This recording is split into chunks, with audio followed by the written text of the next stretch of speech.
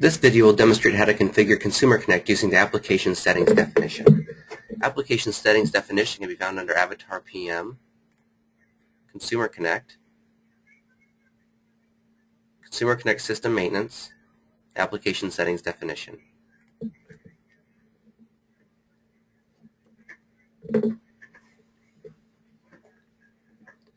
The individual sections required for ConsumerConnect configuration will be seen here on the left. The first section is customer information. Customer information is the name of the agency. So in this case, we can say Catholic Family and Child Service, or Children's Home Society, or whatever agency you're working for. We have the agency's address, zip code, city, state, and phone numbers required fields. The homepage URL is the website for the agency. The privacy statement URL is the URL for the agency's privacy statement if one exists online. And the welcome message is a customizable message the agency can use that the consumer will first see when they log onto the system. In the login section, the first choice is Auto Inactive User ID, yes or no. Auto Inactive User ID asks, do you want to have the user ID be auto inactivated after a number of days, a certain number of days, or after a maximum number of logon tries? For example, you could have the logon automatically inactivate after 30 days or after 3 failed logon tries. Allow consumer to deactivate account is just what it says. Would you like the user to be able to deactivate their own account, yes or no? Allowing consumer to reset their password, yes or no? Or allowing consumer to change their password, yes or no? On the demographics section, we see enable ConsumerConnect demographics, yes or no. The demographics section allows them to view their own demographic information or whatever is set up for them to see in ConsumerConnect. Allow updates, yes or no.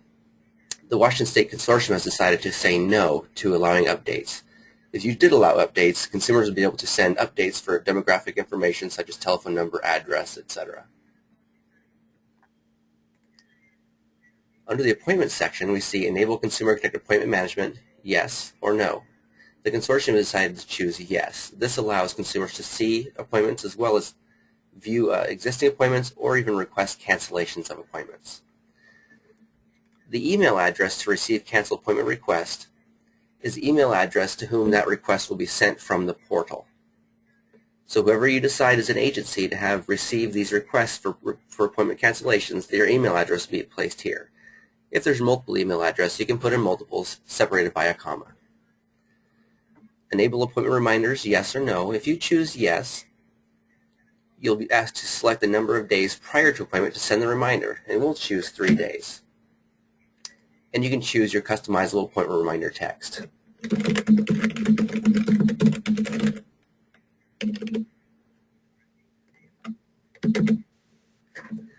The appointment reminder service definition allows you to choose which services will generate reminders. For example, you may not want to send a reminder for an agent cancel, but you would want to send a reminder for a behavioral health counseling therapy session. Allow consumers to request appointments, yes or no. And this allows consumers to go to the portal and request an appointment. And again, just as with the cancel appointment, you can set up an email address that you want that request to go to. Just with the cancellation, this doesn't actually cancel an appointment or create an appointment. It just sends a request to have one canceled or created. Here you can define the days that appointments are available for your agency, as well as the times that are available in general blocks of afternoon, evening, or morning. For the medication section, enable ConsumerConnect medications, yes or no, and the Washington State Consortium has decided to make this a yes. So showing medication history, yes. Show medication begin date, end date, prescriber, medication dosage, and medication prescribing agency. All this information is pulled from OrderConnect. Medication pharmacy instructions. One thing that is not turned on, should not be turned on, is enable date time journal. Journaling functions throughout ConsumerConnect are generally disabled, such as enable medication comments journal, no. Include non-agency medications, yes or no, depending upon whether you put those into OrderConnect. On the journal section of the application settings definition, we asked, would you want to enable the ConsumerConnect journal? And again, the consortium has decided no at this time to not enable the journal. So this entire section becomes grayed out. Under the messages section, enable ConsumerConnect messaging, yes or no, and we chose to yes. This allows the clinician or system admin for the agency to send messages to the consumer or to all ConsumerConnect users simultaneously. Automatically delete messages, yes or no. And we chose as a consortium to have no. We want to keep that record of the messages. Under the health record section, enable health record, yes or no. The health record contains many important parts of ConsumerConnect, including the treatment plan, test results such as lab results, allergy information that's maintained in order to connect, and problems, as well as a continuity of care document. So we have all these set to yes, with the exception of the journal. Again, journaling is a two-way communication that requires some additional auditing, and at this point we would like to keep that as a no and turn the journal functionality off. Here we have enable allergy information, yes. They can view the allergy information contained in order to connect, but in terms of allowing consumers to update and allergies, just like with the demographics, updates can occur with the primary provider.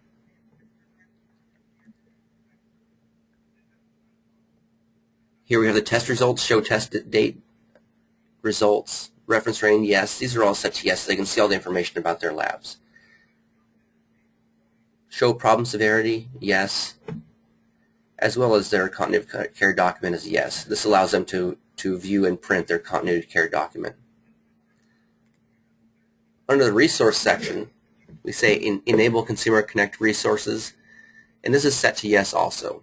Enabling links, and this is a different setup section, but enabling links, yes, allows you to create links, URL links, to include in ConsumerConnect. It may have information that's important to the consumer, such as a link to the DSHS URL or to Social Security website. Enable office locations is set to yes. This allows you to enter your office location, so if you have multiple sites, the consumer can see all those sites available on ConsumerConnect. Enable activities, yes. Activities allows the agency to create activities that the consumer can see from the ConsumerConnect portal, such as a barbecue or an open house or some other activity. Enable activity detail is set to yes. Care team is the attending practitioner as well as the admitting practitioner. So allow admitting practitioner to be contacted. You can set that to yes or no. A number of days after admit to allow contact.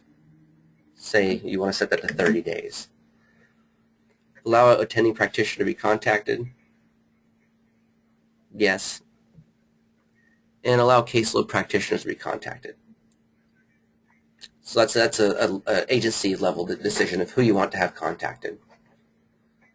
On the information section, we can choose enable ConsumerConnect information, yes or no. Generally, as a consortium, since we work mostly with Medicaid, we have decided to have enable account information set to no. If you're doing private pay billing and maintaining your billing in Avatar, this would show, if you chose yes, that would show any outstanding balances due, for example. And enable insurance information, this really wasn't help. And again, since most of the consortium members are using Medicaid only, at this point we would just set that to no. This would show if they have any other third-party payers or, for example.